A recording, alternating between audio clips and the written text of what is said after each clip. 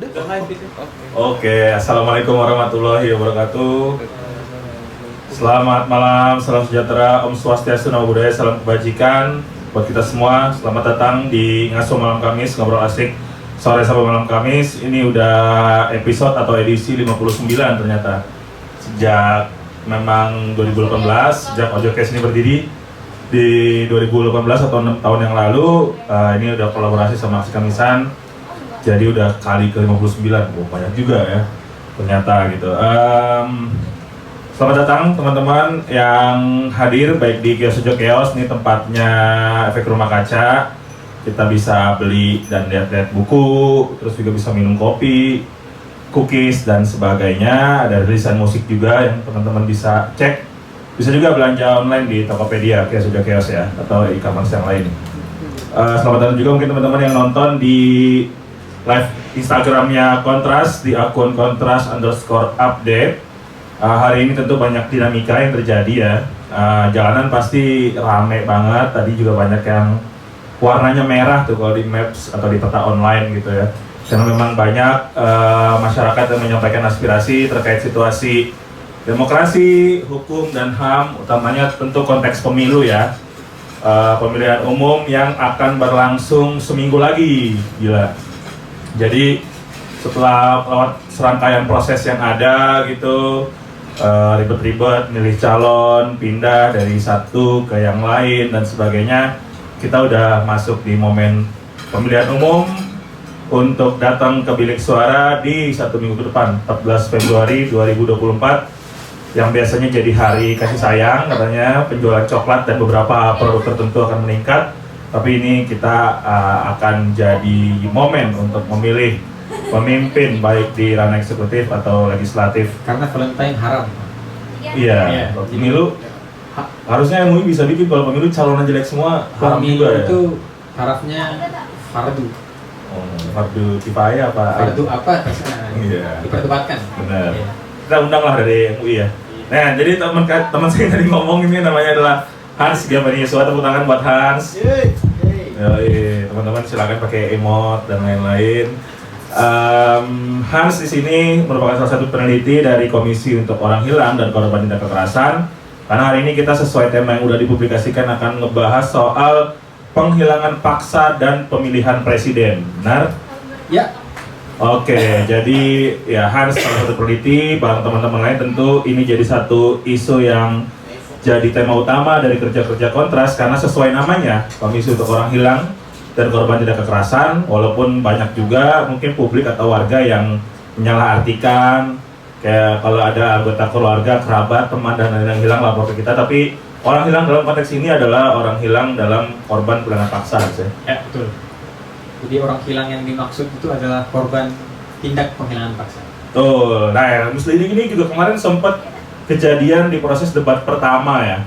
Debat pertama yang diikuti oleh calon presiden, Ya, ya. Pak Ganjar Pranowo, capres di kandidat nomor 3 nanya langsung ke Pak Prabowo gimana tuh, karena udah ada rekomendasi DPR ya kan. Udah ada 4 poin dari Pansus, waktu itu dipimpin oleh Effendi Simbolon dari fraksi PDIP yang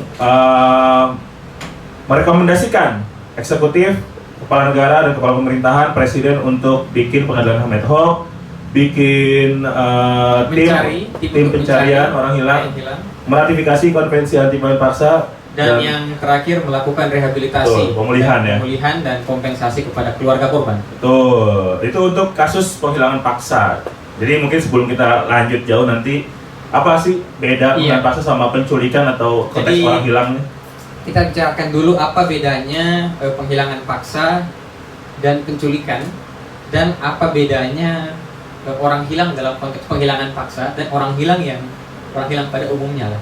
Penculikan ini kalau di Indonesia dasar hukumnya ada di pasal 328 KUHP. Sederhananya penculikan itu adalah tindakan mengambil orang lain secara melawan hukum, menempatkan orang itu di bawah kekuasaan, jadi diambil, disekap gitu kan, dengan tujuan membuat orang itu menderita. Itu penculikan. Nah, penghilangan paksa itu kalau mau diartikan ya, penghilangan paksa, tadi Bang Deli udah sebut ada namanya konvensi anti penghilangan paksa. Nah, di konvensi anti penghilangan paksa itu dia adalah sebuah perjanjian internasional yang mengatur tentang larangan terhadap tindak penghilangan paksa. Nah, penghilangan paksa itu apa? Penghilangan paksa itu adalah tindakan menangkap, menahan, menculik orang lain yang dilakukan oleh aparat negara atau orang yang bertindak atas nama aparat negara dengan tujuan membuat orang yang dihilangkan ini, yang ditangkap ini, yang diculik ini, yang ditahan ini, itu berada di luar perlindungan hukum. Jadi penculikan dan penghilangan paksa ini sebenarnya agak beda-beda tipis gitu. Nah, penghilangan paksa itu sudah pasti sebuah tindak menculik. Ada dimensi menculiknya. Perbedaannya dalam konteks aktor. Perbedaannya satu, aktornya. Kalau penghilangan paksa, kata hukum internasional itu, aktornya adalah aparat negara atau orang yang bertindak atas nama aparat negara. Terus ada tujuannya. Tujuannya agar orang yang dihilangkan ini berada di luar perlindungan hukum. Gitu.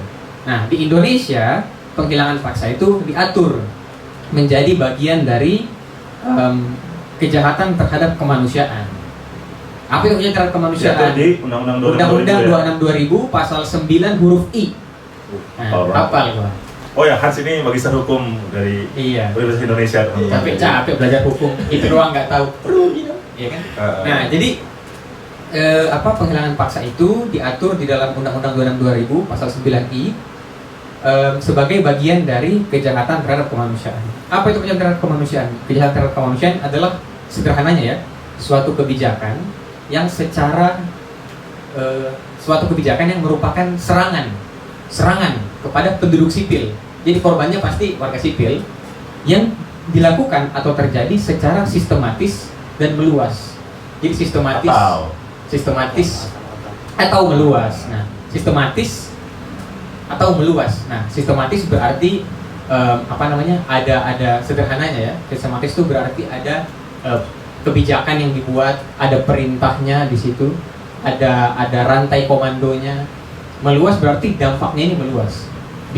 Meluas ini bisa dalam arti dia terjadi tidak di satu tempat saja, atau dia terjadi korbannya cukup banyak. Nah, itu namanya meluas. Sederhananya begitu. Jadi penghilangan paksa itu mirip dengan penculikan, tapi harus dibedakan karena aktornya dia spesifik, aktor yang mewakili negara atau bertindak atas nama aktor negara, dan dia punya tujuan khusus untuk menempatkan orang lain di bawah perlindungan hukum. Ya, atau negara tahu tapi negara nggak bertindak ya.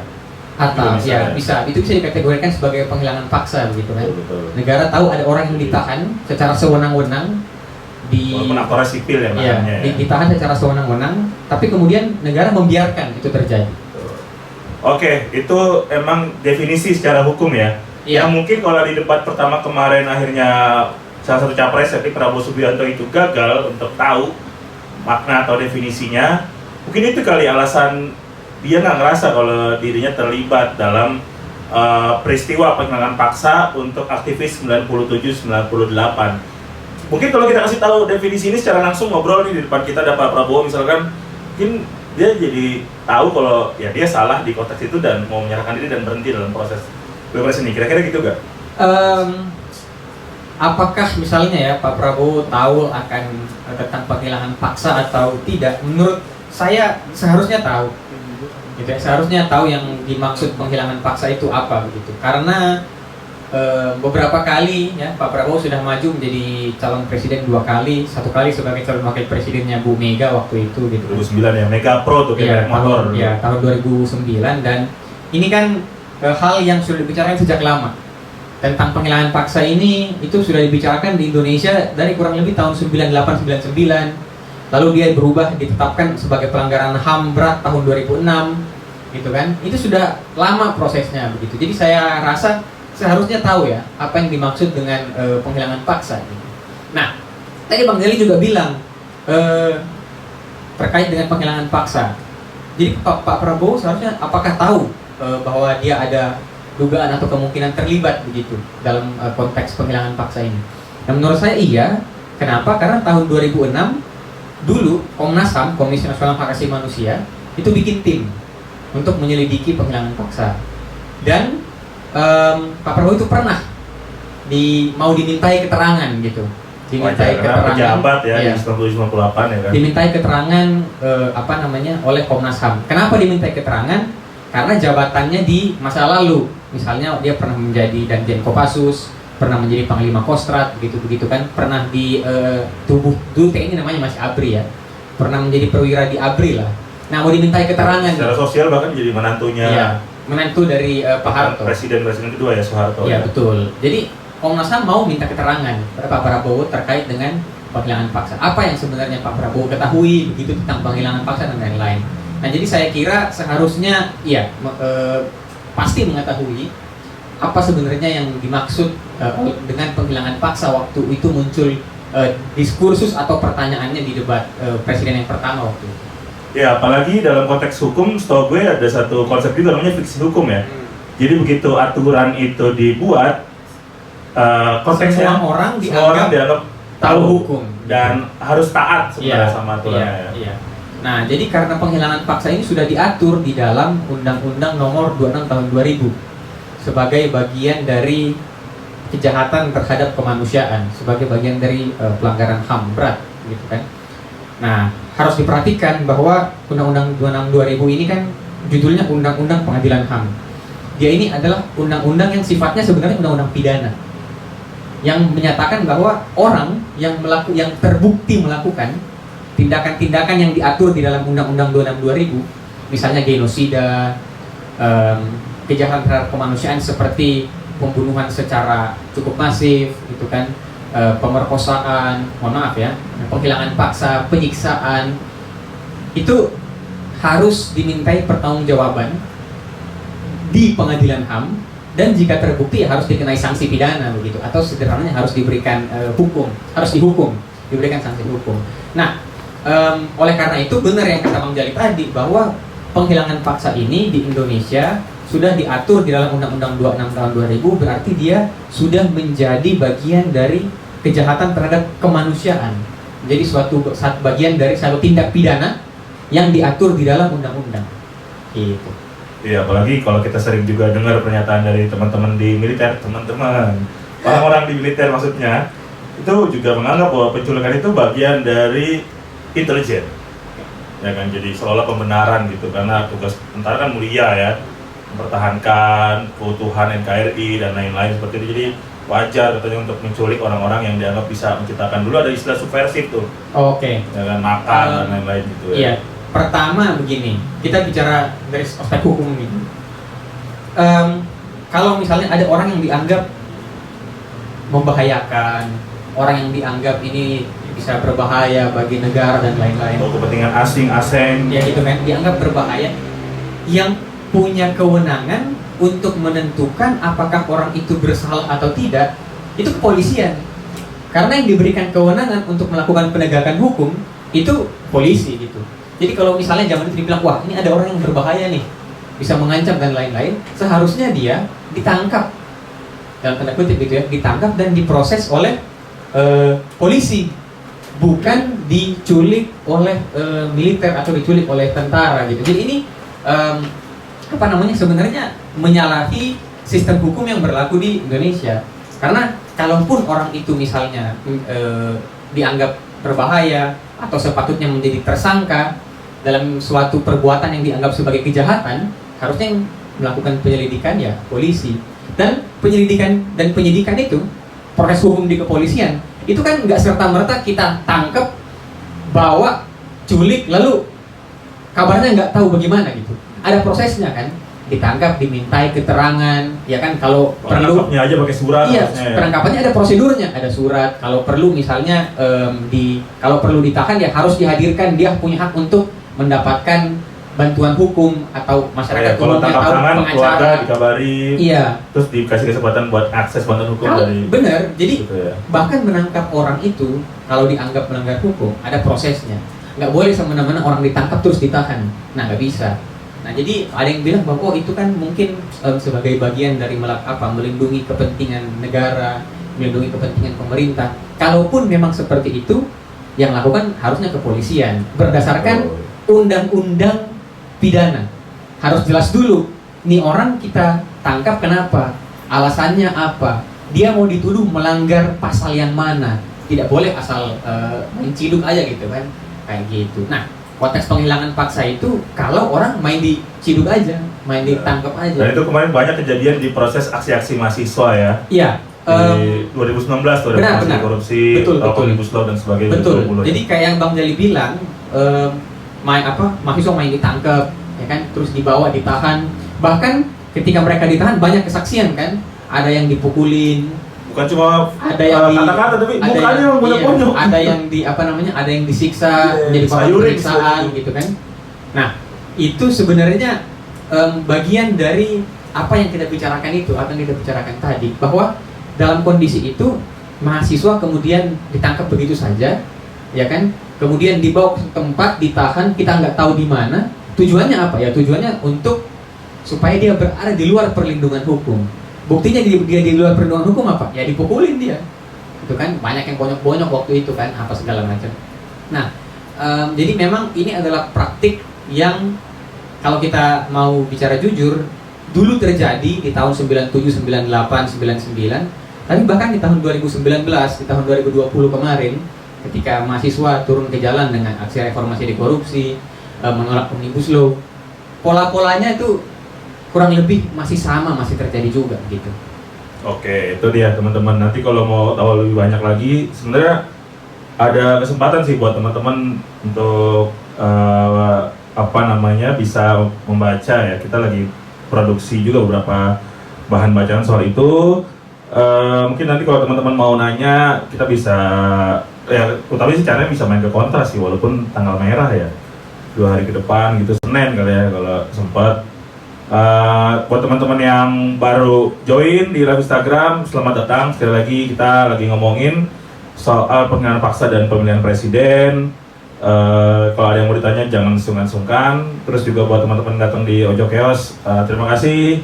Kalau yang masih di jalan juga hati-hati di jalan, karena hari ini emang lagi banyak aksi ngomongin soal bagaimana memang curangnya kekuasaan dalam proses suksesi ya, suksesi pemilu yang harusnya itu jadi netral dan independen, karena ada asas Luber Jurdil something itu ya. Yeah.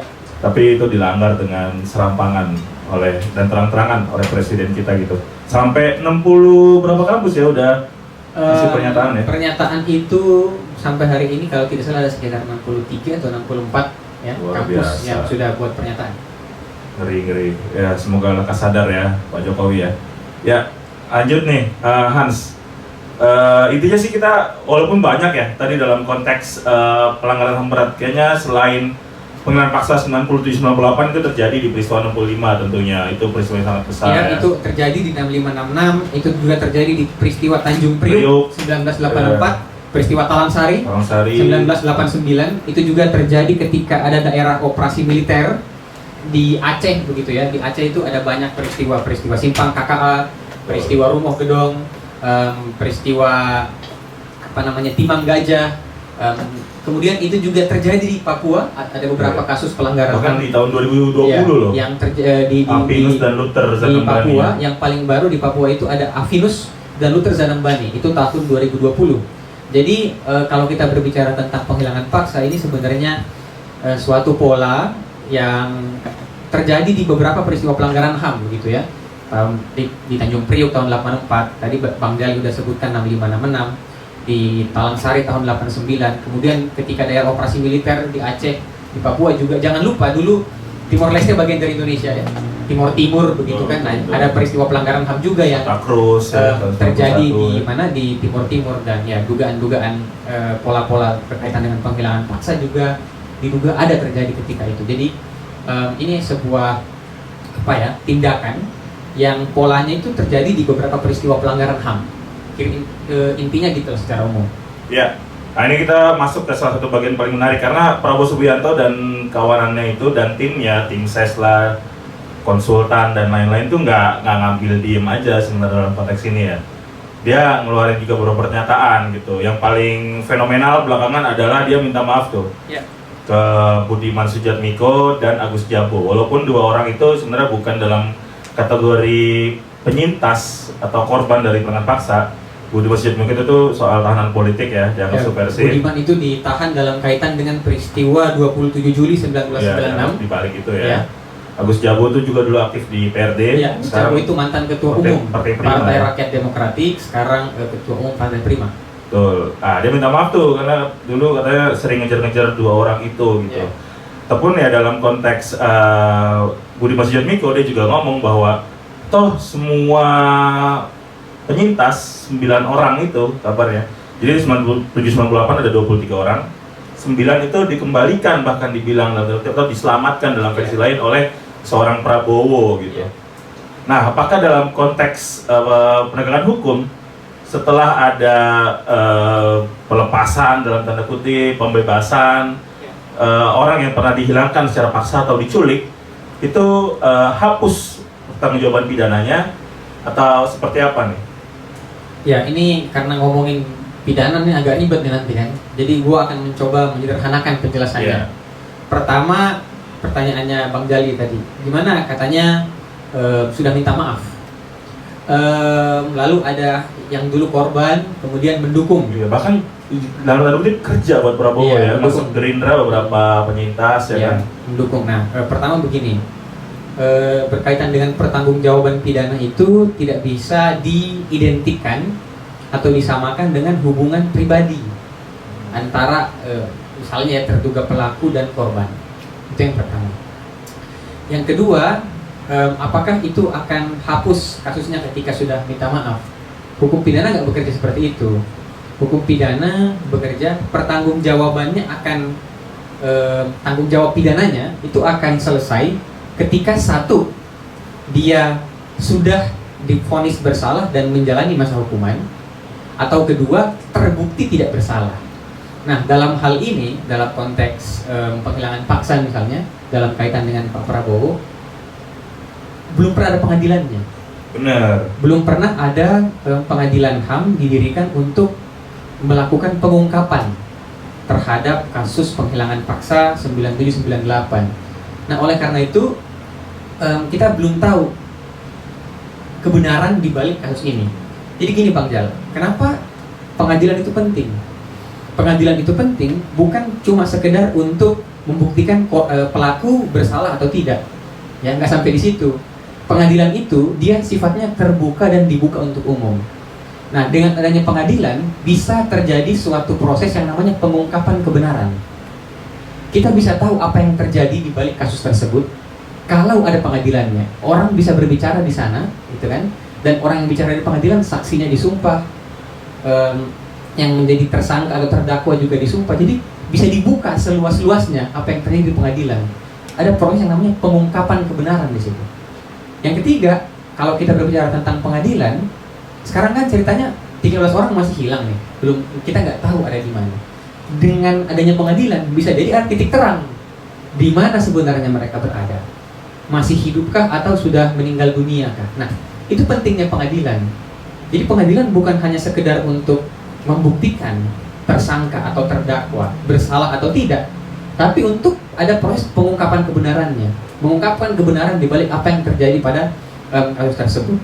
Sayangnya pengadilannya belum pernah dibentuk.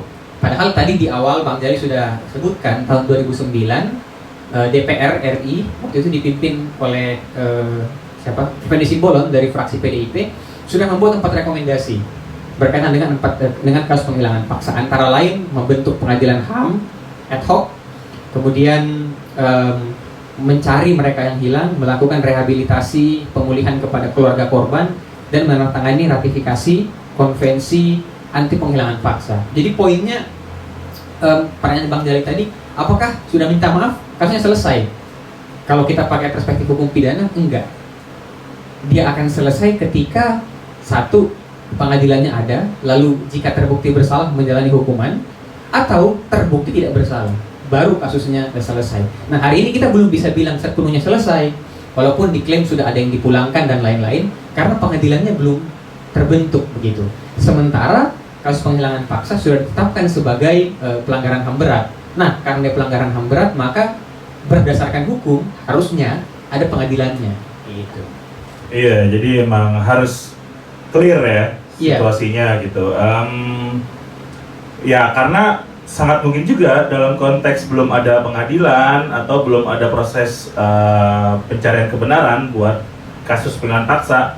Ya dalam konteks pidana korban tuh bukan hanya korban langsung ya. Korban tuh bukan hanya 23 orang ataupun ini benar. apa namanya keluarganya, tapi juga publik yang ditimbulkan rasa takut Iya. gitu ya. Jadi begini, kalau kita berbicara tentang korban pelanggaran HAM, misalnya konteks penghilangan paksa begitu kan tadi Bang Sel sudah bilang ada 13 orang tuh yang masih hilang. 13 orang itu punya orang tua. Ada beberapa misalnya ya Yang masih hidup ya. yang masih hidup. Bimo Petrus tuh Bimo bapaknya, Petrus, ya, Pak Utomo. ibunya sudah meninggal, Bimo Iya. Petrus. Ucok Munandar Syahaan, ayahnya Pak Payan itu masih hidup. Jadi ada orang tua yang menunggu anak mereka sebenarnya berada di mana dan bagaimana kondisinya. Ada bahkan yang menunggu sampai akhirnya meninggal dunia. Betul. Atau ada yang punya istri, gitu kan? Punya istri dan punya anak yang sebenarnya menunggu ya suaminya di mana, orang tuanya ada di mana. Bahkan ada beberapa istri yang akhirnya misalnya istri ditukul gitu ya, akhirnya kan meninggal dunia dan basipon begitu, belum mengetahui bagaimana suaminya. Jadi kalau kita bicara tentang konteks pelanggaran HAM, kita harus memikirkan juga bahwa korban itu punya keluarga dan keluarga ini punya hak atas yang saya bilang tadi, punya hak atas pengungkapan kebenaran tentang apa yang sebenarnya terjadi dan bagaimana nasib sebenarnya dari keluarga mereka, kurang lebih begitu. Nah, terkait dengan yang Bang Deli bilang, bagaimana dengan publik? Apakah publik ada rasa takut atau tidak? Saya kira begini Bang, pengungkapan kasus secara menyeluruh itu penting untuk menjamin tidak berulang lagi peristiwa-peristiwa semacam itu di masa depan, gitu kan? Jadi itu penting ya supaya peristiwa semacam itu dipastikan tidak lagi terjadi, tidak lagi berulang, gitu. Ya apalagi dalam tadi kita udah bahas di aksi-aksi mahasiswa, pola-pola itu ternyata dalam skala mungkin nggak separah dulu ya. Iya, polanya masih ada. Iya, digunakan. Oke, itu dia jadi teman-teman ya. Penjelasannya gitu. Kenapa walaupun udah ada sosok kayak Andi Arief ya. Dulu Andi Arief itu 2009 bertentangan sama Prabowo karena Andi Arief dan SBY tentu bekerja buat SBY Budiono ya kan. Tapi sekarang Demokrat karena nggak jadi dipinang sama Anies, AHY-nya ya gabung Prabowo, ya Andi Arief sepaket berarti sama Prabowo gitu. Andi Arief tuh dulu di PRD juga di SMIT, Solidaritas Mahasiswa Indonesia untuk Demokrasi ya kan. Jadi korban penghinaan paksa juga dulu. Ya mungkin teman-teman jadi bingung peta aktornya jadi seruat dan serumit itu gitu karena mungkin kalau mau simplifikasi ya baik korban para penyintas tuh mostly dulu emang aktor politik juga ya, jadi ya kita tahu walaupun ada juga yang masih teguh berpegang pada prinsip. Kita tahu nama-nama kayak Faisal Reza ya, mungkin ya karena PKB-nya juga belum pernah sih kan waktu itu hampir ya. Prabowo sama Caimin tuh dulu hampir gabung tapi batal. Kita sih dengar juga keterangan kalau Faisal Reza juga menentang itu dengan keras gitu ya. Atau beberapa nama lain ya. Gitu, jadi walaupun bahkan sebenarnya konteks-konteks pernyataan Prabowo untuk Budiman dan Agus Jabo ataupun dalam konteks sudah dikembalikan kok korbannya gitu-gitu, itu adalah petunjuk paling terang buat aparat penegak hukum ya. Komnas HAM dan juga Kejaksaan Agung dalam hal ini untuk bisa memproses harusnya. Logikanya adalah ketika dibilang korban itu sudah dikembalikan, berarti dulu memang pernah terjadi kasus itu kan, penculikannya atau penghilangan paksanya pernah terjadi. Nah, itu udah diakui juga Presiden tahun lalu ya. Presiden, nah ini menarik, Presiden Jokowi di tahun 2023 itu mengakui 12 peristiwa pelanggaran HAM berat, diakui sama Presiden 12. 3 di antara yang diakui itu adalah peristiwa penghilangan paksa 1998, peristiwa Mei 1998, dan peristiwa tragedi Trisakti Semanggi 1 dan Semanggi 2 tahun 1998-1999. Nah ini adalah 3 peristiwa yang terjadi ketika itu Indonesia berada pada masa transisi reformasi yang kita kenal dengan reformasi, terjadi pada era reformasi. Nah, Presiden Jokowi kan berarti gini, mengakui bahwa peristiwanya terjadi. Ini pengakuan Presiden.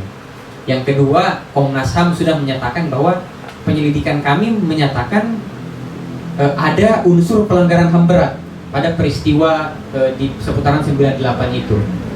Tapi anehnya, Kejaksaan Agung tidak kunjung menindaklanjuti dan pengadilan HAM-nya tidak kunjung dibentuk. Jadi bagaimana ya? Secara hukum pidana ini ada sedikit yang ada proses yang kayaknya dilompati gitu. Jadi presiden akui, tapi kemudian diakui peristiwanya, tapi kemudian proses pengungkapan kebenaran, lalu pemeriksaan terhadap terduga pelaku dan saksi itu tidak dilakukan gitu.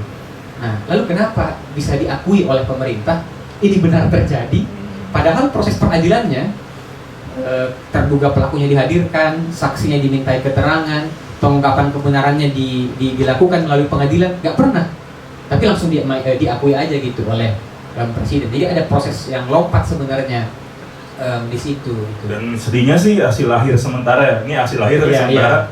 Ya orang yang harusnya diproses hukum karena melakukan pelanggaran HAM berat justru jadi calon presiden berbarengan sama anaknya sendiri ya. Iya, itu kan sebenarnya. Nah itu ya. Ini penulis skenario-nya siapa sih kira-kira ya? Itu ya cukup dalam tanda kutip begitu ya, unik juga gitu. Shakespeare ini. Kalah Shakespeare. Salah ya? Kalah Shakespeare. Ini apa ya? Akhirnya kita melihat dalam konteks ini ya, dalam konteks pelanggaran HAM berat seakan-akan ada drama antara pemerintah dengan pihak korban, drama antara terduga pelaku dengan korban yang dulu menjadi korban kini menjadi aktor politik, yang terduga pelaku juga ada di dalam politik. Jadi kayak drama-drama itu yang kemudian tampil di masyarakat. Yang kita lupa adalah ini sebenarnya bukan drama politik.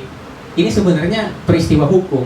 Karena dia peristiwa hukum, maka seharusnya ada jalan penyelesaian melalui proses hukum, melalui prosedur hukum gitu. Satu lagi proses yang lucu adalah kalau ngomongin hukum dan bagaimana orangnya aktor ngomongin kepentingan, ada jenderal-jenderal purnawirawan TNI yang kalau berseberangan sama Prabowo dia akan ngasih testimoni tuh. Saya tahu di mana biji tukul dan teman-temannya dihilangkan dan sebagainya. Tapi sekarang orangnya jadi bagian dari timnas, timnas lagi, tim TKN ya, tim kampanye. Tim sukses ya. Bang Jai bilang, maksud saya begini, kembali lagi ke tadi kan, ini seakan-akan kasus pelanggaran HAM itu dia muncul nanti ketika politik lagi rame, ya kan? Makanya ada yang bilang, wah ini kasus ini cuma muncul 5 tahunan. 5 tahunan.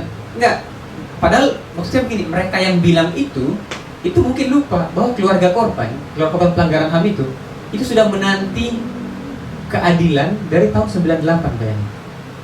Orang tua mereka yang meninggal dunia di peristiwa 98, orang tua mereka yang kemudian ada yang hilang di peristiwa 98, anaknya, istrinya, itu menanti keadilan dari tahun 98, melewati 5 presiden, Habibie, Gus Dur, Megawati, SBY, Joko Widodo. Kan?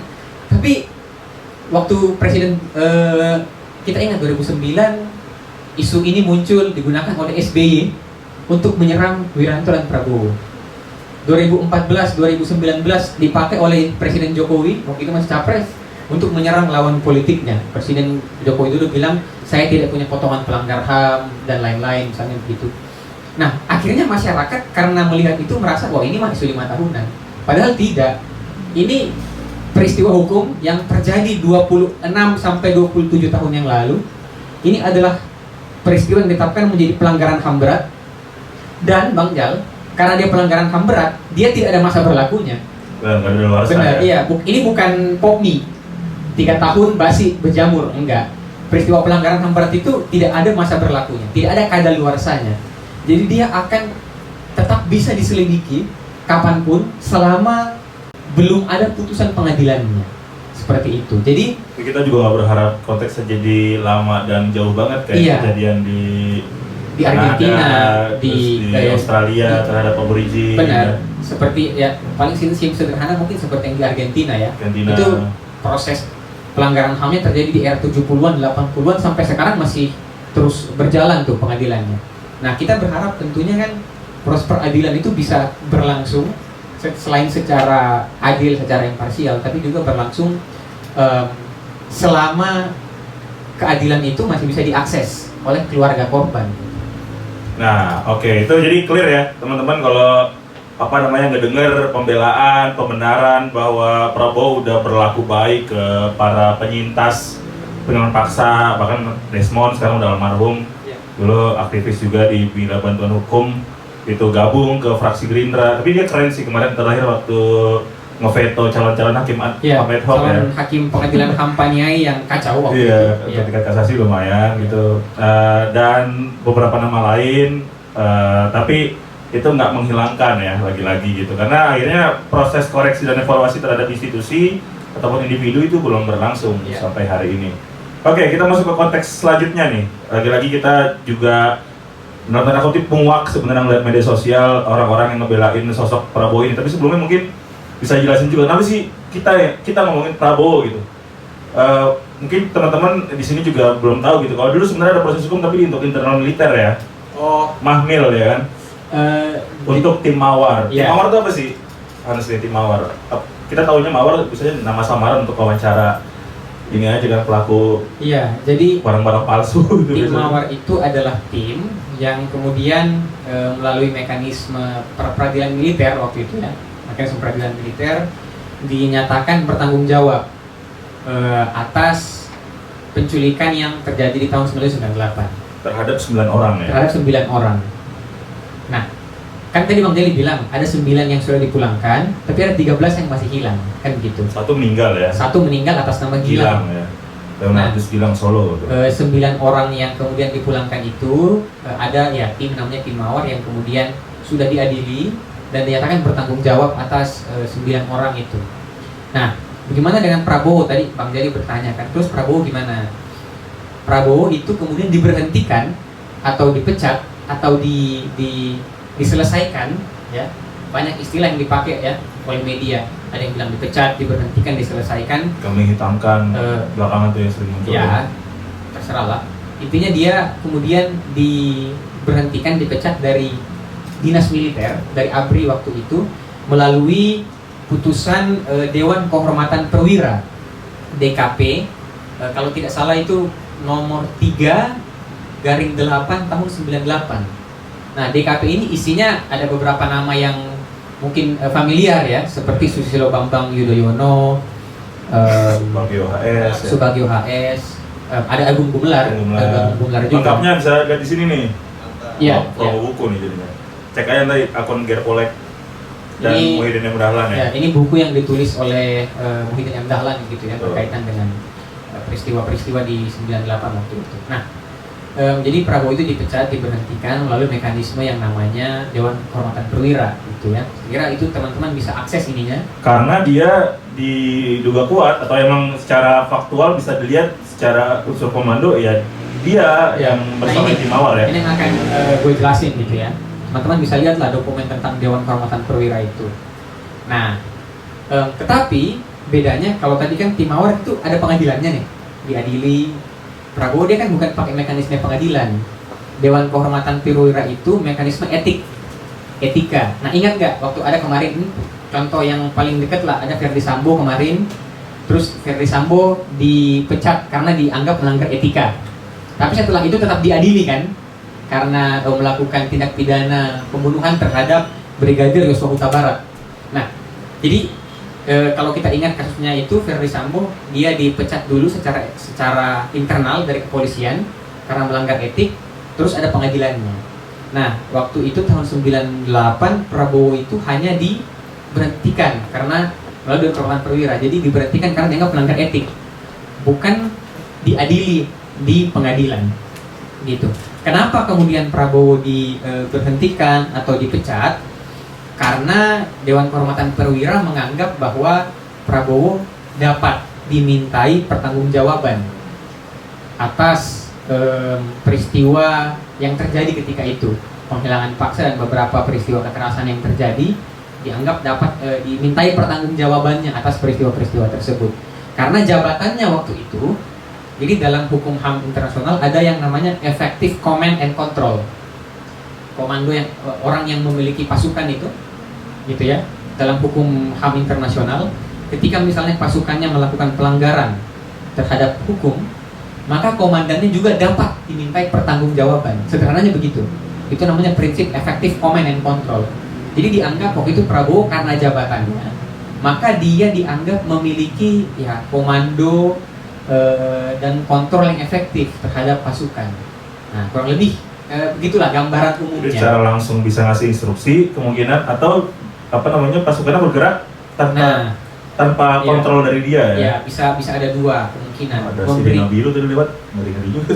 Ya lanjut. Memberikan perintah begitu kepada pasukan, atau ketika pasukannya melakukan tapi dia membiarkan, padahal dia tahu bahwa yang dilakukan ini sebenarnya tidak tepat atau salah. Nah, ini bisa dalam konteks itu sebenarnya. Nah, ada konteks lain yang bilang bahwa rantainya nggak putus di Prabowo sebenarnya gitu. Jadi Prabowo dimasukin DKP, kemudian diputus dan akhirnya dipecat. Walaupun dalam konteks itu pecatnya dengan hormat ya istilahnya ya. Iya. Itu hanya untuk menghilangkan pertanggungjawaban dari atasan-atasan yang lebih tinggi gitu. Ada Panglima ABRI di situ ya kan. Terus juga seenggaknya ada Kasat lah di atas dia kan, Kepala Staf Angkatan Darat, terus Panglima ABRI atau Presiden secara langsung di hari itu tuh. Oke. Apakah dibenarkan kalau emang ternyata yang melakukan atau yang kasih instruksi atau yang membiarkan ada lebih tinggi, Prabowo jadi harusnya bebas dong dari proses itu gitu? Dalam konteks hukum ini ya, hukum pidana internasional, kita pakai prinsip hukum pidana internasional, hukum pidana militer, hukum HAM, hukum hak asasi manusia gitu. Seperti yang gue bilang tadi, yang dimintai pertanggungjawaban itu bisa pelaku lapangan atau komandan yang memiliki efektif command and control. Nah, untuk itu Bang Dal, penting ada pengadilan. Kenapa penting ada pengadilan? Karena ada klaim yang bilang, ya bisa saja dia tidak bertanggung jawab. Bisa saja sebenarnya ada orang yang lebih di atas, misalnya kepala staf atau panglima waktu itu gitu kan. Nah, untuk membuktikan itu, ya, klaim seperti itu ya harus dibuktikan melalui pengadilan untuk tahu apakah memang pertanggungjawabannya sepenuhnya berada di Prabowo. Apakah memang ada di Prabowo sebagai waktu itu Danjen Kopassus dan Pangkostrat waktu itu ya, atau memang perintahnya datang dari atas ya, supaya tidak simpang siur siapa yang bertanggung jawab, yang di atasnya atau Pangkostratnya misalnya, ya harus ada pengadilannya. Nah, ini yang jadi masalah, pengadilannya nggak pernah ada. Jadi berita itu tadi yang Bang Jali bilang tuh, ada yang bilang ini kambing hitam, ada yang bilang itu akan selalu simpang siur selama proses pengungkapan kebenarannya melalui pengadilan nggak pernah dilakukan. Itu. Poin kedua, siapa yang ada di atasnya waktu itu? Waktu itu Panglima ABRI-nya Wiranto pada saat itu, pada era itu. Yang nyanyi itu kan orangnya ya, punya album untuk Iya. Negeriku itu. Iya. Masa Jokes jual tuh rilisan fisiknya ya. Nah, bisa jadi memang benar. Bisa jadi benar memang Wiranto yang seharusnya bertanggung jawab.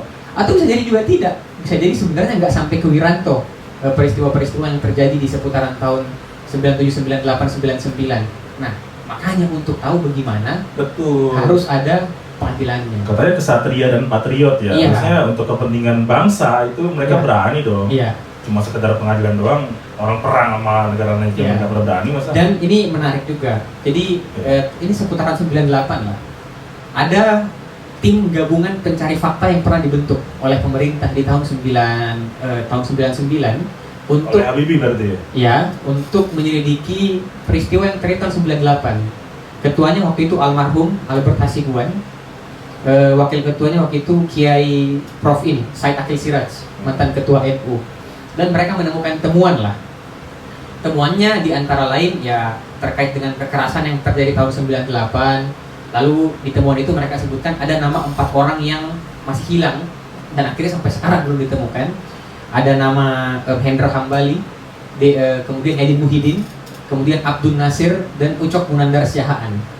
Itu ada di laporan tim gabungan pencari fakta tahun 98. Ya sudah bisa teman-teman bisa akses lah di internet gitu. Yang warna ungu ya. Iya. Bukan yang cover ya. Nah, di situ memang menyebutkan beberapa nama. Ada nama-nama perwira tinggi angkatan darat begitu yang sebenarnya menurut tim itu harus dimintai keterangannya. Kenapa sebenarnya peristiwa-peristiwa waktu itu bisa terjadi. Nah, supaya laporan itu bisa lebih jelas, kembali lagi harus ada pengadilan. Karena pengungkapan kebenaran itu bisa terjadi kalau kita ada pengadilannya. Ya, legitimate. Iya, biar ada legitimasi gitu kan. Jadi apakah bersalah atau tidak, harus bertanggung jawab atau tidak. Nah, buktikan di pengadilan. Itu pentingnya sebenarnya. Iya, apalagi gue bete banget karena dia pakai klaim itu pakai video Munir coba. Oh iya. Munir wawancara sama ini jurnalis di SCTV bersama Iya, Fadlizon iya, waktu iya. panel. Gua ingat video itu. Iya, dibilang bahwa ya DKP ini hanya untuk menghilangkan pertanggungjawaban dari pendidik tinggi. Padahal apa gitu sih sebenarnya yang dipotong itu dalam konteks itu? Sebenarnya dalam konteks itu, Cak Munir almarhum mau bilang bahwa melihat kasus di seputaran 98 harus dalam kerangka yang luas, itu kan, bahwa ada banyak pihak yang terlibat, benar. Tapi bukan berarti waktu itu kan menyebutkan Prabowo ya. Bukan berarti Prabowo otomatis tidak bertanggung jawab. Bukan itu poinnya. Poinnya adalah melihat konteks peristiwanya lebih luas dan bisa jadi pelakunya atau bukan pelaku sebenarnya yang dapat dimintai pertanggungjawaban itu bisa saja ada beberapa pihak begitu yang pangkatnya waktu itu berbeda-beda. Sebenarnya kan itu yang mau disampaikan dalam video itu gitu. Jadi DKP aja bahkan nggak cukup ya? Iya, jadi menurut Munir waktu itu iya, mahmil ya yang kan? Munir mau bilang adalah waktu itu kan kita harus melihat ini dalam konteks yang lebih besar. Jadi karena dalam konteks yang lebih besar maka penyelidikannya harus penyelidikannya harus ditingkatkan menjadi penyidikan. Jadi harus ada upaya hukum lanjutan berupa penyidikan dan jika cukup dibawa ke pengadilan. Itu sebenarnya yang dimaksud oleh Munir gitu. Nah, ketika Munir bilang ya Prabowo bisa saja mungkin menjadi kambing hitam, seperti yang kita diskusikan tadi, supaya jelas maksud Cak Munir waktu itu untuk melihat lebih luas gitu kan. Nah, oleh karena itu harus ada mekanisme hukum yang ditempuh begitu. Nah, lagi pula dalam video yang lain, Cak Munir juga kan berbicara terkait dengan peristiwa peristiwa 98 dan bagaimana waktu itu memang banyak hasil-hasil penyelidikan mengatakan banyak pihak dari angkatan bersenjata yang diduga terlibat begitu ya dalam peristiwa 98. Cak Munir jelas bicara soal itu. Jadi kemudian banyak yang dipotong video dari Cak Munir ketika berbicara tentang konteks 98. Saya kira itu mungkin salah memahami konteksnya waktu itu. Nah, di beberapa media tadi Bang Jali ada menunjukkan buku begitu, buku yang ditunjukkan oleh Bang Jali di situ. Nah, di buku ini memang banyak kemudian dipotret pemberitaan media berkaitan dengan Munir, ya. Dan kalau teman-teman membaca pernyataan almarhum Cak Munir waktu itu di media, ya Cak Munir dengan jelas mengatakan siapa sebenarnya yang patut diduga dan dapat dimintai pertanggungjawabannya, termasuk Prabowo waktu itu. Jadi saya kira kita akan salah kaprah kalau kemudian video Cak Munir itu dimaknai atau diartikan seperti itu, gitu Bang. Betul ya. Tapi ada satu yang menarik juga tuh bahwa selain akhirnya mereka memotong dokumentasi atau arsip mengenai wawancara Munir, dimunculkan juga kan wawancara lama lah antara Kompas atau Tempo ya bersama Sumitro Johadikusumo. Tempo ya. Sumitro Johadikusumo ini merupakan begawan ekonomi ya kan, mantan menteri daerah Orde Baru, pendiri BNI juga ya kalau nggak salah. Pendiri ya BNI. Ya bahkan sempat terlibat dalam beberapa upaya pemberontakan di daerah Orde Lama gitu ya.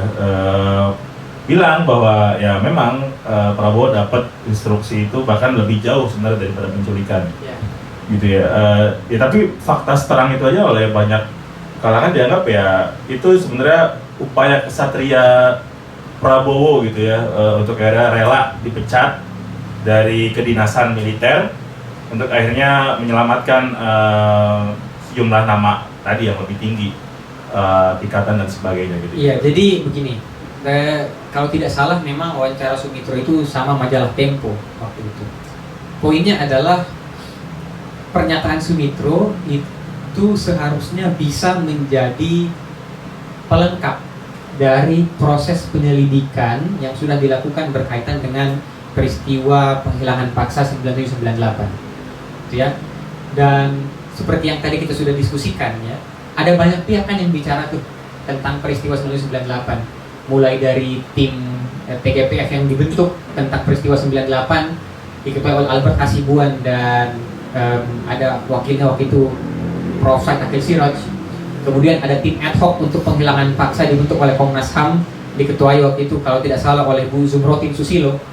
Nah, jadi sudah banyak pihak yang sudah memberikan keterangan berkaitan dengan peristiwa itu, termasuk misalnya pernyataan dari Sumitro kan begitu. Nah, ini sebenarnya bisa menambah proses berkaitan dengan upaya pengungkapan penghilangan paksa di 9798. Nah, tapi pertanyaan keduanya Bang Deli, bagaimana ketika dipecat itu dianggap sebagai langkah kesatria untuk menyelamatkan negara dan lain-lain?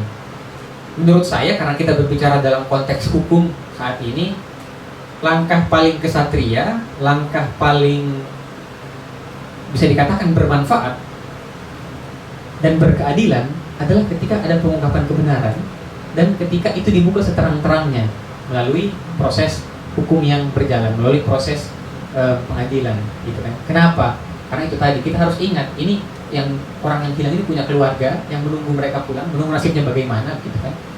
Dan oleh karena itu sikap paling kesatria ya tentu ketika ada pengungkapan kebenaran yang dilakukan melalui proses pengadilan seperti yang sudah diatur di dalam undang-undang. Maksudnya kan percuma dong ada undang-undangnya, tapi lalu kemudian mekanisme yang diatur dalam undang-undang itu tidak dipakai atau tidak digunakan. Nah, sedikit tentang undang-undang pengadilan HAM. Undang-undang pengadilan HAM ini unik. Sepanjang sejarah undang-undang pengadilan HAM ini sudah ada sekitar 4 kasus yang diadili. Tanjung Priok, Timur, ya kan, AB Pura dan Paniai Paniai. ya, 2022 Ya, lalu. 2022 lalu yang sampai sekarang nggak jelas bagaimana kelanjutannya. Asasinya. Iya, nah tersangkanya itu lebih dari 100, ya. Semuanya bebas. Paling tinggi itu ada gubernur provinsi ya, Ada gubernur Abelio Suarez. provinsi namanya Jose Abelio Suarez, bebas juga akhirnya. Nah, jadi mekanisme di pengadilan HAM ini juga sebenarnya harus kita pertanyakan, kita kritik, gitu kan. Ini sebanyak itu nih tersangka bebas semuanya. Nah, jangan-jangan nanti dalam kasus-kasus pelanggaran HAM yang lain kalau dibawa ke sana ya sama aja. Itu kan? jadi apologetiknya Mahfud MD itu Iya. pada saat proses PPHAM ya, Oh. tahun lalu ya. Nah, ini Pak Mahfud juga sebenarnya harus kita kritik kalau ngomong kayak gitu. Bilang ya daripada dibawa ke pengadilan tapi dibebaskan semua. Nah, kritiknya adalah ya daripada proses hukum yang seharusnya diselesaikan di pengadilan tapi dia tarik di bawah diselesaikan oleh mekanisme politik, ya salah juga gitu Ya, kan. karena bisa jadi sebenarnya faktornya adalah konteks penegakan hukum dalam hal ini presiden, Iya. kemudian Kejaksaan Agungnya emang kurang ya. Dan Pak Mahfud, Nggak bagus. Pak Mahfud waktu itu menjabat sebagai Menko Polhukam. Dan bisa mengkoordinasikan antara Komnas HAM, Mengkoordinasikan Kejaksaan Agung. Komnas HAM, Kejaksaan Agung, dan dalam tanda kutip merekomendasikan kepada Presiden bisa nih dibentuk pengadilan HAM. Tapi Pak Mahfud tidak melakukan itu, malah menarik penyelesaiannya ke dalam konteks konteks politik. Nah, jadi saya mau bilang bahwa dalam konteks penyelesaian pelanggaran HAM di tahun peristiwa 98 itu, ya kita juga sebenarnya harus mengkritik pemerintah yang Pak Mahfud meskipun sekarang sudah mundur, waktu itu menjadi bagian di dalamnya, menjadi Menko. Alasannya ya daripada diadili tapi bebas. Tapi Pak Mahfud juga apa yang solusi yang ditawarkan itu tidak memberikan ini, tidak memberikan jawaban atas keresahan dari korban. Mungkin faktornya adalah kalau bayangan gue sih karena dalam konteks pelanggaran HAM berat itu aktornya negara, jadi negara seolah-olah ya enggan sebenarnya untuk membongkar aibnya. Benar. Kita perlu dekonstruksi sebenarnya negara yang Benar. oke itu ya bukan negara yang apa namanya selalu kelihatan bagus-bagusnya, tapi negara yang bisa mengakui Iya. flaws-flawsnya, kesalahan-kesalahannya gitu ya. Pelanggaran HAM berat itu rumit karena pelakunya itu negara. Bukan negara dalam arti negara sebagai negara ya, tapi aparatur negara. Pejabat publik lah dalam tanda kutip gitu. Pelakunya seperti itu. Ketika di era Orde Baru rata-rata kan pasti berasal dari angkatan bersenjata. Jadi di era Orde Baru angkatan bersenjata dipakai sebagai alat untuk melanggar, membungkam hak-hak dari warga sipil. Dan itu akhirnya sulit. Kenapa sulit? Karena bahkan setelah reformasi, ini saya ingat kata-katanya almarhum Muchtar Paboting ini bagus kan? Muchtar Paboting itu bilang bahwa setelah reformasi sisa-sisanya Orde Baru tuh masih ada di dalam pemerintahan pasca reformasi. Nah, oleh karena itu akhirnya sulit untuk menyelesaikan kasus pelanggaran HAM yang dulu terjadi di era Orde Baru meskipun dia sudah ada di reformasi gitu kan. Karena beberapa dari mereka yang diduga pernah terlibat di sana masih ada sekarang. Nah, kayak yang Bang Jali tadi udah bilang kan, ya Prabowo dulu pernah disebut sebagai terduga pelaku ini seharusnya bertanggung jawab, tapi masih eksis menjadi misalnya calon presiden begitu. Jadi menteri bahkan kan. Ya, menjabat menteri. Nah, jadi poinnya sebenarnya benar kata Bang Jali bahwa negara yang bertanggung jawab terhadap hak asasi manusia seharusnya melakukan pengungkapan kebenaran kasus-kasus pelanggaran HAM. Nah, itu yang sebenarnya belum terjadi. Benar. Kenapa? Karena repot kan, masa jeruk makan jeruk. Dan kalau dalam konteks akhirnya pembaharuan atau transisi dari proses Orde Baru nggak clear di hari ini sejak tahun 98 dulu, itu bisa dicontohkan juga dengan konteks yang terjadi di Afrika Selatan ya, misal dengan Nelson Mandela dan ANC akhirnya bisa megang kekuasaan setelah dan untuk memberhentikan politik apartheid gitu ya. Nah sekarang Afrika Selatan bisa keren banget kan, bisa membawa Israel bisa bawa proses Israel ICJ, ke ya kan? ICJ menggugat Israel atas pelanggaran terhadap konvensi genosida waktu itu. Nah, Afrika Selatan itu contoh yang menarik banget. Jadi di Afrika Selatan ada amnesti, pelakunya di ampuni. Proses KKR ya. Ya, ada proses truth and reconciliation, kebenaran dan rekonsiliasi. Ada pengungkapan kebenaran dan rekonsiliasi. Jadi pelaku itu diampuni, tapi ada syaratnya. Oke, diampuni, tapi tidak boleh lagi menduduki jabatan publik. Nah, itu di Afrika Selatan.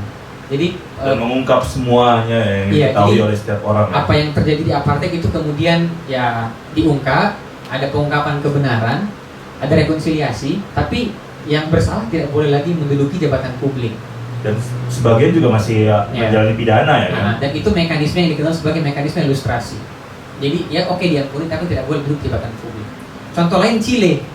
Chile itu dulu ada diktator di sana namanya Augusto Pinochet, dia memerintah dari 1970-an sampai awal 1990 tuh. Di era 70-an dia banyak melakukan kasus-kasus pelanggaran HAM lah. Operasinya bahkan namanya operasi Jakarta ya. Iya, termasuk seperti yang terjadi di era 98 gitu kan, kekerasan, penghilangan paksa dan lain-lain.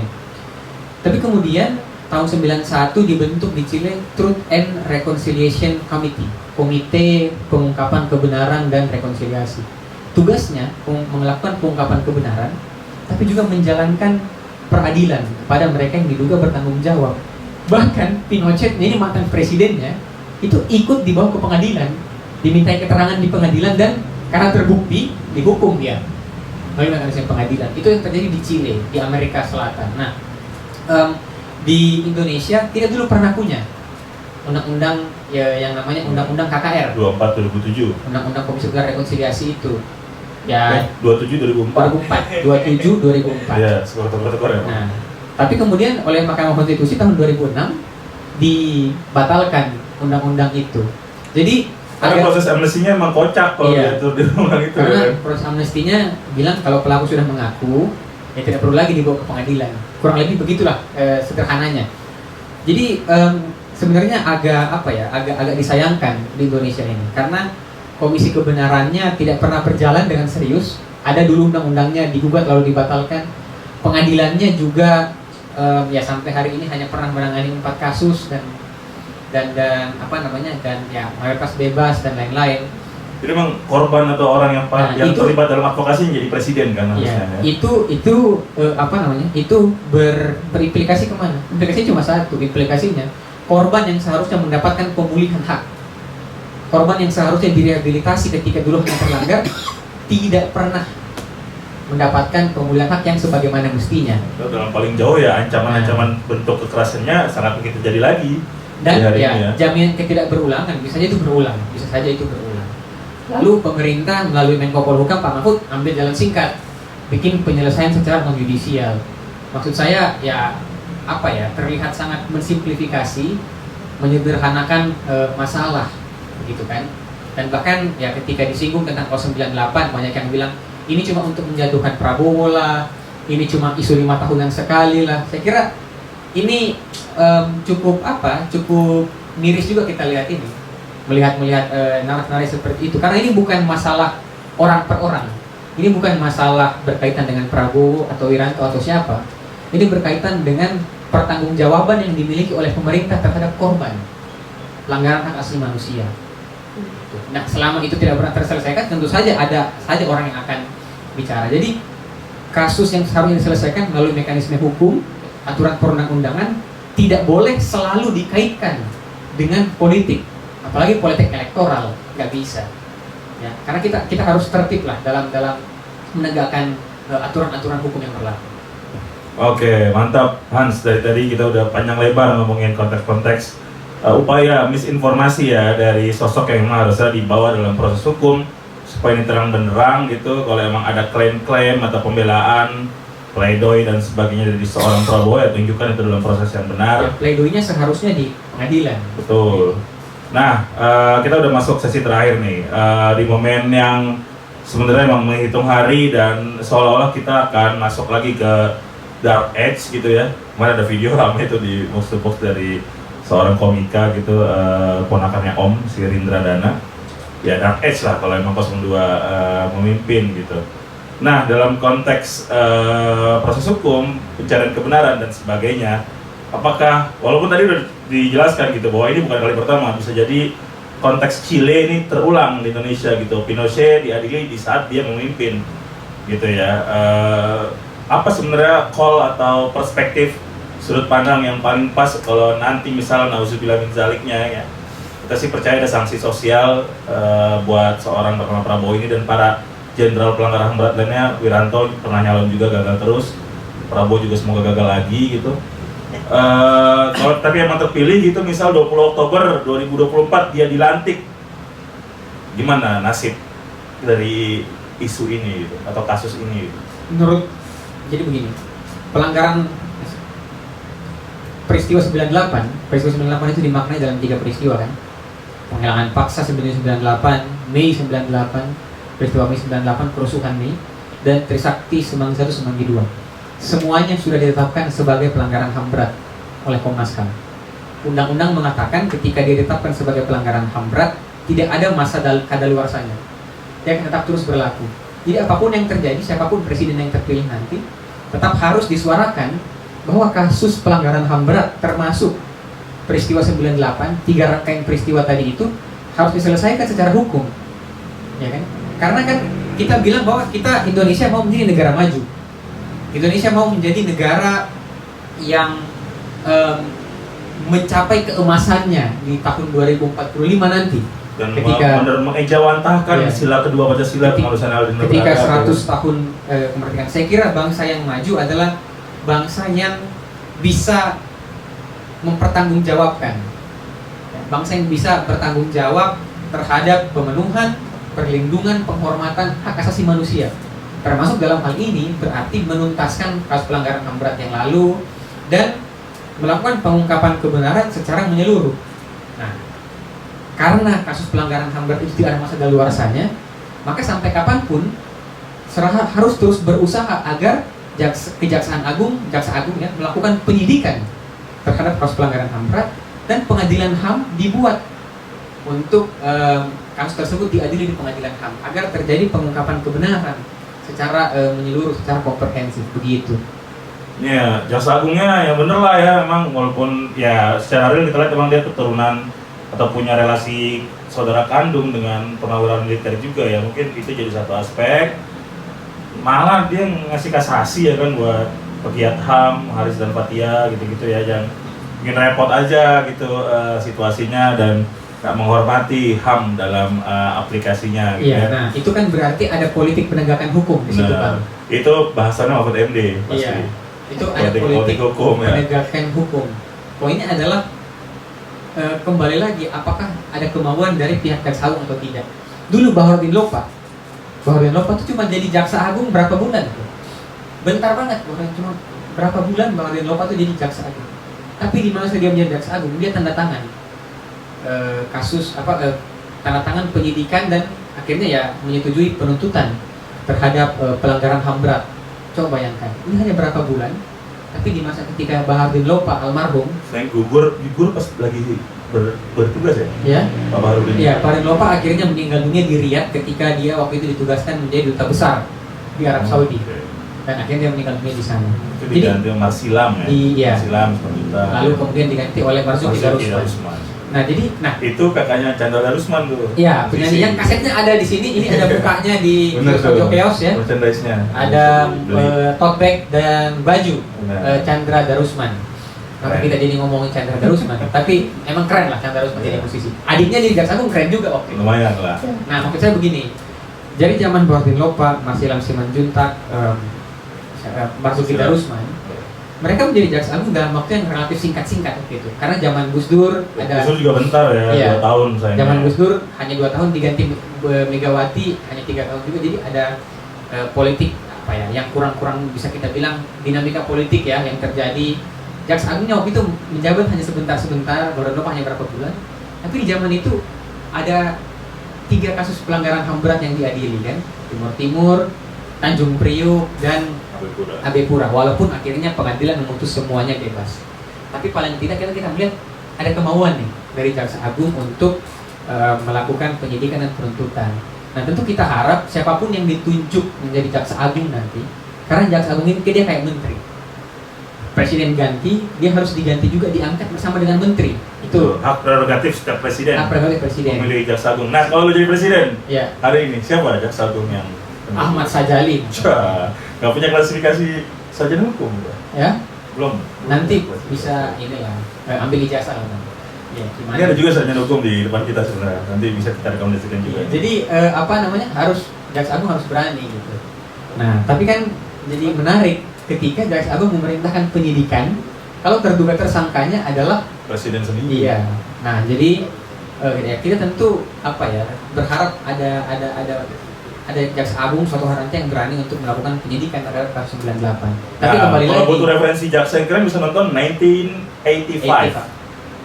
Ya kan? 1985. Iya, itu Film soal Argentina. Persidangan Di Argentina. Itu Argentina. Nah, jadi poinnya adalah ya harus ada politik penegakan hukum di situ, ada kemauan kan gitu. Nah, kita berkaca yang di masa lalu kan ada Pak Bordin Lopa dan kawan-kawan waktu itu. Nah, gitu. Yang kedua, ini menarik. Misalnya siapapun yang terpilih menjadi presiden nanti, kasus pelanggaran HAM berat itu kan ada kemarin ada penyelesaian non yudisial ya. Nah, presiden yang nanti ini itu harus lebih dari non yudisial dong. Betul. Ya kalau rezim yang sekarang punya mekanisme non yudisial, yang nanti harus lebih dari non yudisial, harus ada pengadilan HAM-nya kayak gitu. Tapi capaian Jokowi untuk bikin penyelesaian secara judicial ini akan dianggap menarik oleh kalangan global. Jadi penjahat-penjahat HAM tingkat global akan berusaha jadiin Jokowi sebagai sekjen PBB katanya. Untuk bikin semuanya jadi non yudisial nanti proses-prosesnya. Karena kan pidana itu ultimum remedium bukan kesalahan. Bukan ya? Nah itu canda-canda aja ya. Tapi gimana ya? Jadi non yudisial itu terlalu menyederhanakan lah, Benar. mensimplifikasi. Ada yang bilang ya kita tidak punya pilihan lain dan yudisial.